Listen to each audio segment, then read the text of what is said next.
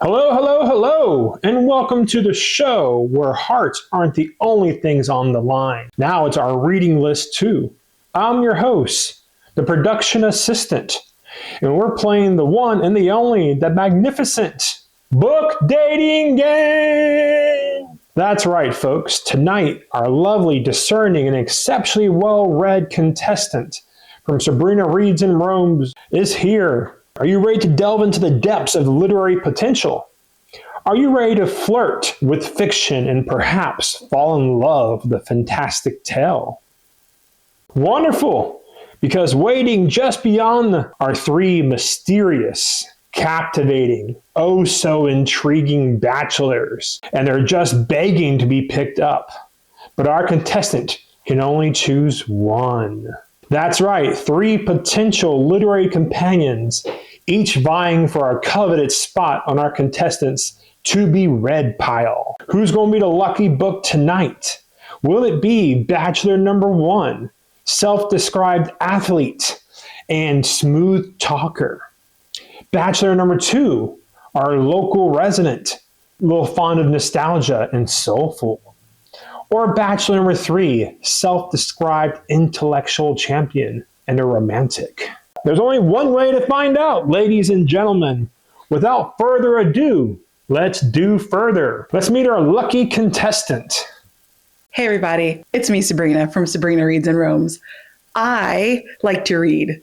You don't need to know anything else about me because I like to read, and I like to read all the time. All right, and now let's begin. Sabrina is going to ask our eligible bachelors questions to probe at their knowledge and ideas and their wants and desires, and she's ultimately going to pick the one that will best fit her literary needs. Sabrina, are you ready to ask your questions? I'm ready. Okay, hello, bachelors. My first question is for Bachelor number one. Hey, sexy. If we were to go on a first date, where would you take me? Honestly, I wouldn't take you anywhere. We're staying in. I'm going to cook for you a 5-course meal. Put on my best playlist. It's as smooth as I am. And we're going to give you my undivided attention. No crowds, just us. Caliente already. Okay. Bachelor number two, and how would your best friend describe you in 3 words? Well, my best friend and I have a different relationship than most of your average relationships. I will say they'd probably call me loyal, homely, but honestly regretful. Oh, okay. Sounds great. Okay, we all know that every relationship has its obstacles. Bachelor number 3. What's standing in the way of a happily ever after on your pages? Well, since I want someone as intellectually capable as I am, I often get into problems of professional boundaries and, the whole messy politics of the ivory tower.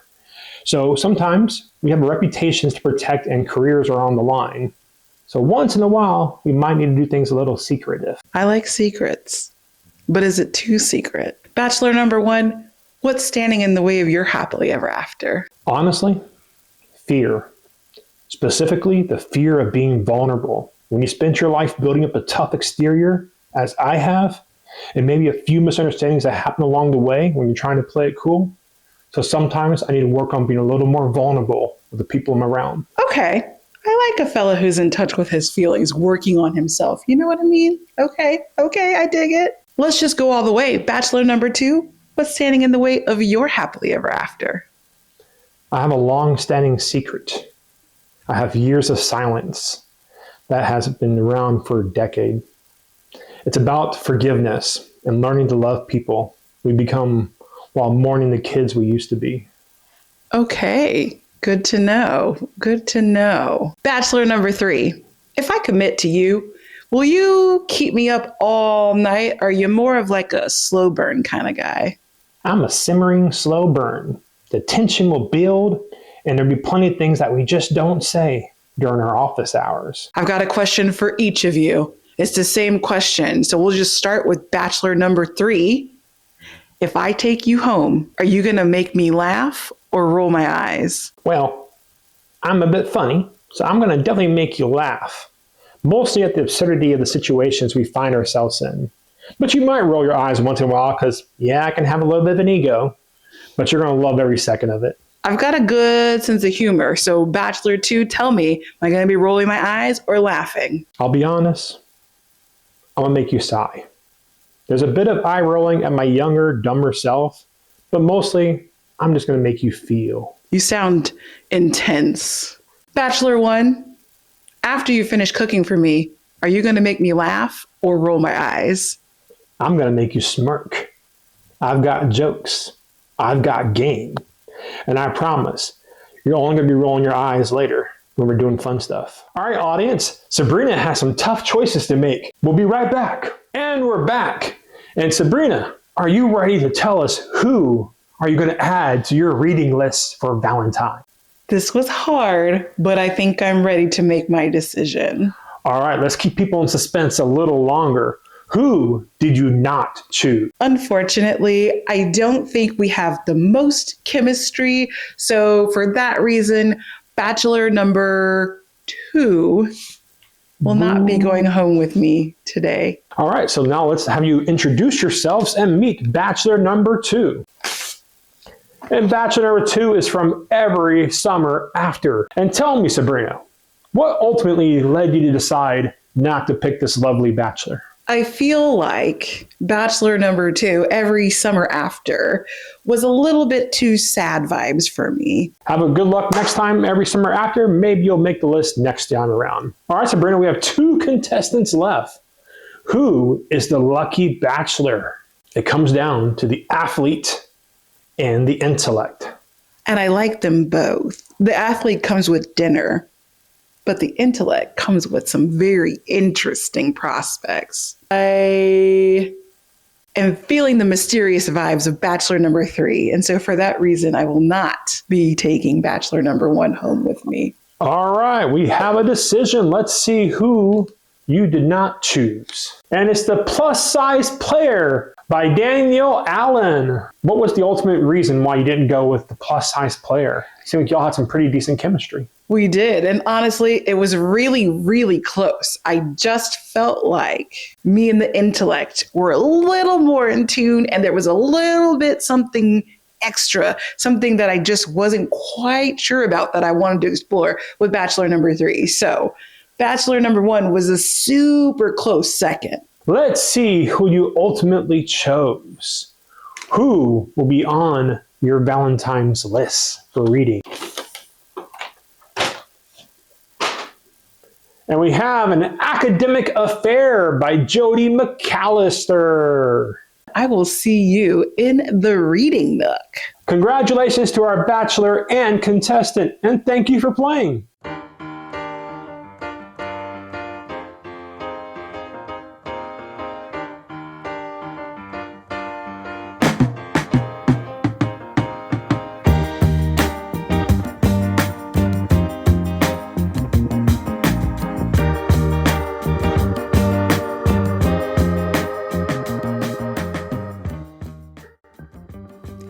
So for our first date, we went to the Paris Baguette, which is a cozy little bakery / coffee shop that's attached to an international grocery mart, which felt right since this book takes place in Australia and I'm in the United States. Here, the vibes were excellent for a quick get-to-know-you session, and French pastries are divine. I literally challenge you to disagree with me. So anyway, An Academic Affair is the story of Sadie and Jonah, 2 English professors who have been academic rivals since their undergraduate days. Now, after several years of the postdoc struggle to secure a permanent faculty position, the perfect job opens up, but only one of them can be hired. Jonah desperately needs this job to be nearer to his sister, who is in the throes of a brutal divorce and is now raising her 3 kids alone. And Sadie honestly needs the financial security, as her safety net is just not very large. Their rivalry hits epic proportions as the job interview nears, until Sadie notices that the job offers a partner hire, and she hatches a plan to get them both the job. I mean, they just have to get married real quick. It's a simple plan, but then sparks start to fly. So the main characters in this book play well off of each other, and even during their preamble, you can feel the chemistry brewing between them. While I'm not intimately familiar with the Australian academia scene, it appears to closely mirror what we have to work with here in the United States, which I am very familiar with, and I feel confident saying that the story felt very plausible. So hats off to Jodi McAllister for doing that, which is often overlooked in this particular genre. So on our second date, we headed over to the Green Room, which is a local coffee shop for a Sunday afternoon session. Now, by this point, I was super into the book and started getting antsy for the big love declaration scene to happen. This is a very, very slow burn marriage of convenience, rivals to lovers, with multiple helpings of just one bed rom-com, where he falls first. Even though she was definitely falling the whole time, you guys.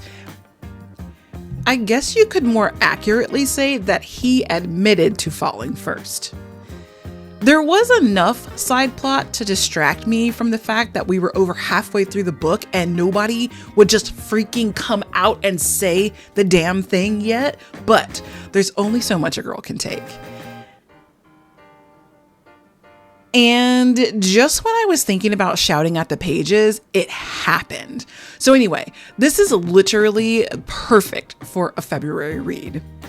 The book plays on different sibling dynamics very well, but left a few things unresolved with some of the siblings by the end of the story. So now I'm kind of wondering if there's going to be a sequel, perhaps an interconnected standalone.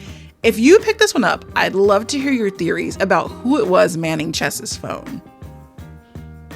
So, my favorite parts of this story, besides the actual love, were definitely the footnotes from Jonah. The guy is low-key hysterical. Oh, and the glasses definitely made me chuckle. If you know, you know.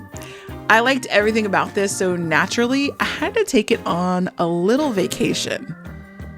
Okay, technically it was a work trip, but still, it was a stay in a hotel in the snow-covered mountains with a view of a frozen golf course. That's pretty epic for a third date, if you ask me. So extra points for all of the literary references included in this book, which were very academic in nature and apropos to our story and characters. I should warn you, there is a spicy scene, which I would give a moderate rating on the graphic scale, but it was not overdone. And all in all, I'm rating this one a 4.5 stars. It was a lethargic burn, but it was so worth it in the end. Oh, love. Okay, you guys, I finished An Academic Affair. Oh, it was so cute. First of all, I'm so glad that this is the one that I ended up picking in the dating game. Bachelor, whichever number Bachelor this was fantastic. But this was so cute. It was super, it was adorable. And I really liked, I had a bunch of passages that I kind of marked. What I did was I didn't actually bring any annotating supplies with me. So I took photos of them. So I know what page it's on and what I was talking about. And so I can go back and annotate that later. Those are some of the quotes that you saw on the screen while I put it in editing, because just things that I thought were super cute in the book. The main male character has footnotes, and then the female main character has lots of parentheticals talking to us. They're breaking the fourth wall.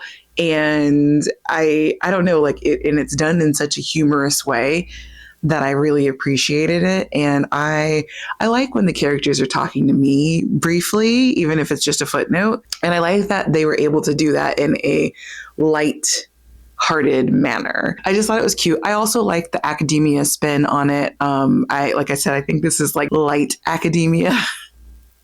It's definitely not dark academia. I don't know. It was a cute book, and it wasn't a super fluffy romance. There were things in it that happened that were oh, that's kind of deep. The sibling dynamics in the book, I found to be pretty interesting, and they were holding my attention. And I will say this book, it was a slow burn, slow. We're talking embers took ages to fester into fire. But it was literally right at the point where I was this is too slow for me. Turned one page and we were there. we were there. My God. And there was a good place to be. The end of the book, like it was, I think it might have been at like the 70% mark where it took off, where the slow burn was over. But that last like 30% of the book. Happy Valentine's Day. If you are watching this on the day that it comes out, is the day before Valentine's Day. It's not too late to pick this up and have it be your cozy little read for the Valentine holiday. If you don't have too many plans going on, but you don't have to read it for Valentine's Day. That's just when I read it because it was The Bachelor who won, and I have no regrets. So I even have a little heart-shaped bookmark that I used with it. So I think they call those book corners. Is that right? Anyway, so that's it for this video. Thanks for watching, guys. I know like this, it was like very silly having the game show at the beginning, but I thought that would be a little more interesting than me just like casually picking a book up off the shelf to read for Valentine's Day and be like, here's my Valentine's Day vlog. And I hope you at least got a giggle out of it. Hopefully I can keep coming up with silly little ways to do these reading vlogs because I don't know, I had fun with it. But anyway, hit that like button, hit the subscribe button, and I will catch you all in the very next video.